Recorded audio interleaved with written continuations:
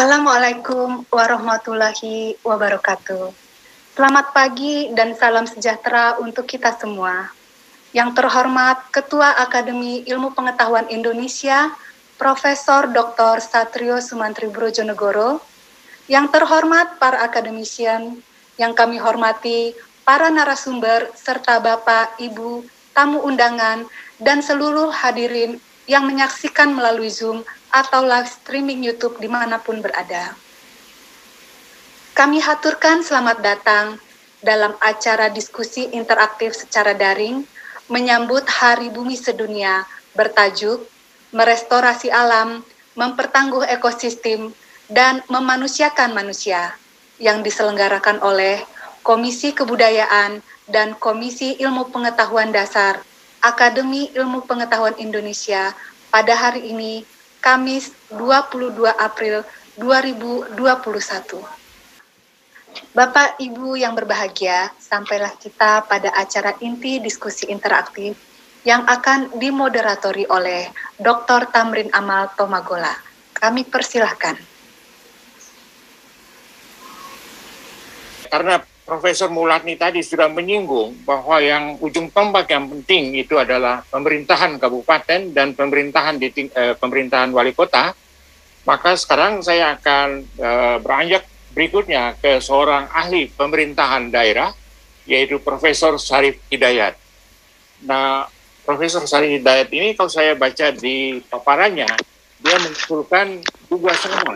Jadi tadi kita benang merahnya sama ya, dari mulai Ibu Yaya sampai dengan Pak Profesor Mulatno, yaitu pentingnya perubahan paradigma. Malah seorang peserta menulis di di kolom Q&A, dia mengatakan bahwa sekarang ini yang terjadi itu selain krisis lingkungan dan krisis kemanusiaan dan kebudayaan, tapi yang paling dasar adalah krisis pemerintahan. Memang Profesor Syarif Hidayat sudah siap kelihatannya dengan jawaban untuk merubah good governance ke better governance. Profesor Syarif Hidayat, the screen is yours. Baik, terima kasih banyak Pak Tamrin dan teman-teman sekalian. Assalamualaikum warahmatullahi wabarakatuh.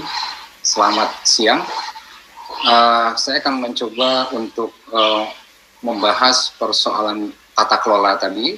Salah satu persoalan atau isu penting dalam hal sumber daya alam dan lingkungan, yaitu terkait dengan tata kelola atau governance. Sehingga dengan demikian maka tema dari pembahasan ini adalah tentang urgensi menimbang ulang konsep dan implementasi dari good governance dalam tata kelola sumber daya alam dan lingkungan. Nah, saya akan mulai secara umum dulu bahwa sejauh ini konsep good governance itu sendiri telah dijadikan sebagai arus utama rujukan dalam tata kelola pembangunan global, termasuk di dalamnya ini mendasari SDGs, di mana di dalamnya juga ada isu-isu persoalan ekosistem, masalah SDA, masalah lingkungan, dan tentu juga masalah sosial budaya.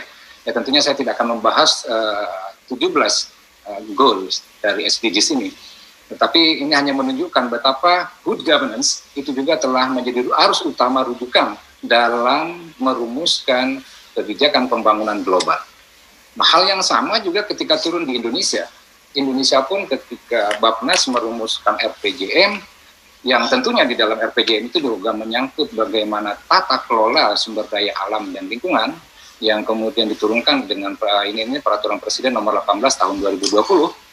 Ini terlihat juga bagaimana good governance itu juga telah menjadi rujukan utama di dalam merumuskan 7 agenda pembangunan dari pemerintah kita sampai tahun 2024 tentunya. Nah itu antara lain ayat 7 itu adalah bagaimana itu akan dilaksanakan dengan transformasi ekonomi. Nah di sini terlihat sekali seperti dikatakan oleh Mbak Yayah tadi, tekanannya adalah bagaimana meningkatkan pertumbuhan ekonomi dari 5,7 menjadi 6. Nah kemudian basisnya akan di wilayah sebagaimana basis dengan mempertimbangkan lingkungan, terus didukung dengan ini ada SDM, kemudian revolusi mental dan sebagainya. Itu tentunya ini adalah pembangunan sumber daya manusia dan pembangunan infrastruktur. Ya tentu juga dengan prasyarat pemerintahan yang baik. Lagi-lagi di sini good governance telah dijadikan rujukan utama dalam merumuskan tata kelola pembangunan di Indonesia, termasuk di dalamnya persoalan tata kelola SDA dan lingkungan. Nah, sementara seperti kita ketahui, konsep good governance itu sendiri yang dijadikan rujukan oleh global maupun Indonesia tadi, itu telah menuai banyak kritik dan memiliki sejumlah kelemahan. Dan kritik ini sudah muncul dari akhir tahun 80-an tentunya, di awal tahun 90-an. Nah, di antara kritik-kritik itu dan sekaligus menjadi alasan mengapa ini perlu ditinjau kembali good governance ini. Ya karena pertama, good governance ini ternyata juga telah dijadikan oleh international agencies sebagai tools untuk mengawal international development agendas. Nah, international agencies yang dimaksud itu World Bank terutama dan tentunya IMF yang menyalurkan bantuan kepada negara-negara berkembang. Jadi good governance ini antara lain telah dimanfaatkan sebagai tools untuk mengawal program itu, termasuk program bantuan kepada negara berkembang. Nah kemudian yang kedua, good governance ini juga cenderung hanya menitik beratkan persoalan pada state. Nah, dan kalaupun dia juga menambah society, dia lebih sangat terbatas. Nah, di dalam state itu sendiri, itu juga lebih ditekankan pada persoalan birokrasi. Sehingga yang dilihat untuk diperbaiki adalah di tataran birokrasi.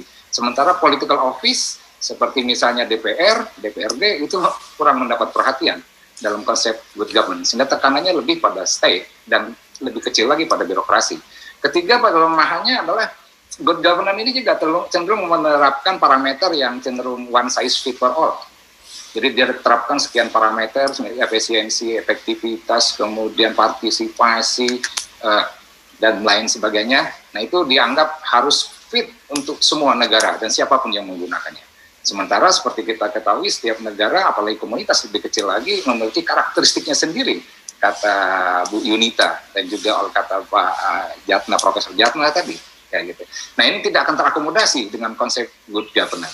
Nah atas dasar itulah saya menawarkan perubahan paradigma, bahkan mungkin lebih kecil, turun lagi, tidak hanya sampai di paradigma, yaitu perubahan konsep dan kebijakan sudah lebih dioperasionalkan, yang menawarkan konsep alternatif yang mungkin tata kelola itu sendiri perlu dirubah konsepnya dari good menuju profit. Artinya good saja tidak cukup. Nah disinilah maka saya ajukan proper governance. Nah proper governance ini secara singkat itu didefinisikan sebagai tata kelola relasi antara negara dan masyarakat, state society relation, untuk menjamin terwujudnya tujuan utama. Nah ini nih, tujuan utamanya adalah tata kelola pembangunan ekonomi yang sehat. Nah di sini yang menuju kepada well-being, kata Mbak Yaya tadi, tidak semata pertumbuhan, kehidupan demokratis yang menghargai hak setiap warga negara, inklusivitas sosial, kemudian menyelenggarakan pemerintahan yang berbasis pada nilai-nilai sosial budaya atau social and culturally rooted. Nah, kira-kira itu definisinya. Nah, kalau diturunkan, maka arena ada dua, dia menyangkut arena state, juga memasukkan arena society, masyarakat. Dari dimensi, dia adalah di state, itu dimensinya birokrasi, dan juga memasukkan political office. Nah, sementara dari dimensi masyarakat, itu dua-duanya itu civil society dan juga economic society. Dan kemudian dari masing-masing ini diturunkan menjadi ada 4 prinsip, yaitu developmental. Ini pembangunan yang tidak saja berorientasi pada pertumbuhan ekonomi, tetapi pemerataan dan pemanfaatan sumber daya secara bertanggung jawab. Nah, kemudian demokratik. Itu juga terjaminnya hak warga untuk berpartisipasi dalam pengambilan keputusan dan dalam pengawasi penyelenggaraan pemerintahan, penegakan hukum, akuntabilitas, transparansi, dan lain sebagainya. Socially inclusive, terjaminnya hak setiap warga negara untuk mendapatkan hak yang sama dalam mengakses dan memanfaatkan sumber daya ekonomi, sosial, dan budaya. Kemudian ditegakkannya hukum tanpa diskriminatif, dan lain sebagainya. Nah, local content, yaitu karakteristik sosial, budaya, ekonomi, dan politik setempat yang memungkinkan terbangunnya ownership dan komitmen dalam implementasi governance. Nah, jadi kalau dibuat suatu perbandingan, maka di sini kelihatan perbedaan antara good governance dengan konsep proper governance. Itu kalau dari sisi prinsip, good governance cenderung hanya menekankan pada persoalan developmental dan demokratik, dan kemudian menerapkan parameter one fit for all. Nah, sementara proper governance yang merupakan konsep alternatif yang disodorkan ini, selain juga menekankan prinsip developmental demokratik, tapi juga memasukkan dua prinsip baru, yaitu socially inclusive, local context atau culturally and historically rooted, dan oleh karenanya dia menerapkan parameter yang not one fit for all, karena harus disesuaikan dengan karakteristik dan kekhususan yang dimiliki oleh lokal atau daerah. Nah, itu kira-kira konsep proper governance. Nah, bagaimana operasionalnya dalam rangka mencari solusi tata kelola sumber daya alam dan lingkungan. Nah, ini saya coba untuk mengurai beberapa aktualisasi dari 4 prinsip proper governance yang ditawarkan ini, kemudian diaplikasikan atau diaktualisasikan pada konteks tata kelola sumber daya alam dan lingkungan. Nah, developmental itu berarti harus ada semacam reformasi di sudut pandang atau paradigma, kemudian diturunkan pada konsep dan kebijakan yang berisikan antara lain, tadi sudah dikemukakan Bu Yaya, pembangunan ekonomi harus berorientasi pada kualitas well-being, tidak hanya sekedar pertumbuhan. Nah, tetapi juga harus pada pemerataan, meningkatkan kualitas well-being, kesejahteraan, dan kehidupan yang bermartabat. Masih di aspek developmental yang perlu diperbaiki adalah pembangunan ekonomi ke depan itu harus berbasis pada sistem alam yang regeneratif. Ini juga dikemukakan tadi oleh Bu Yaya, dan menghormati kemampuan tenggang alam.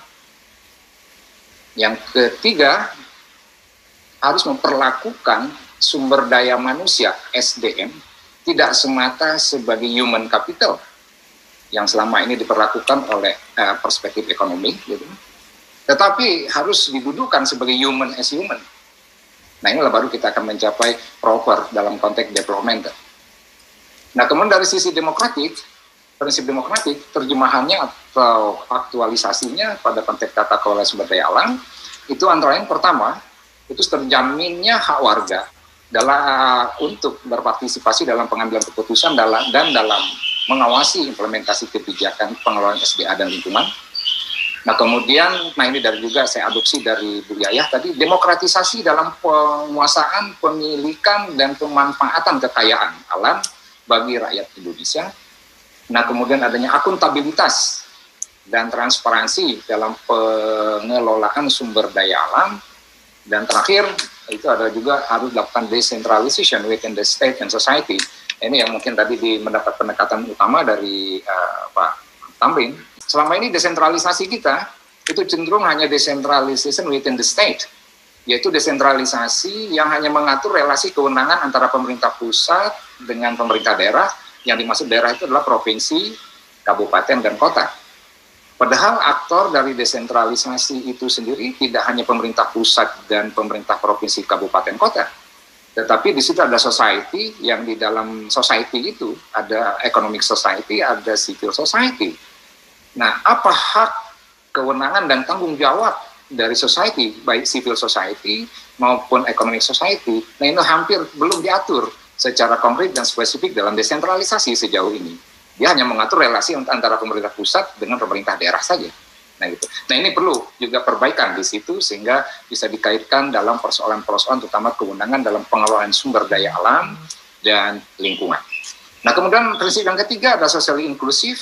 Nah, ini aktualisasinya dalam tata kelola SDA dan lingkungan alam, itu antara lain terjaminnya hak setiap warga negara untuk mendapatkan akses yang sama terhadap sumber daya ekonomi, dan kemudian rakyat harus didudukkan sebagai subjek utama dalam pembangunan, jadi bukan objek, gitu. Nah, oleh yang keempat, dalam hal prinsip local contents, itu diaplikasikan pada konteks tata kelola SDA dan lingkungan ini adalah antara lain, pertama, mengakui diversitas model penghidupan atau livelihood. Nah, ini juga saya ambil atau diadopsi dari apa yang dikemukakan oleh Mbak Yayah tadi. Nah, kemudian yang kedua, itu di dalam bentuk diakomodasinya nilai atau tradisi masyarakat ke dalam program kegiatan pembangunan. Nah, ini juga diakomodasi atau diangkat dari isu atau persoalan yang dikemukakan oleh Pak Jatna maupun dikemukakan oleh Mbak Yunita tadi. Saya kira itu Pak Moderator yang dapat saya sampaikan, mudah-mudahan ada manfaatnya. Terima kasih Prof. Syarif Hidayat.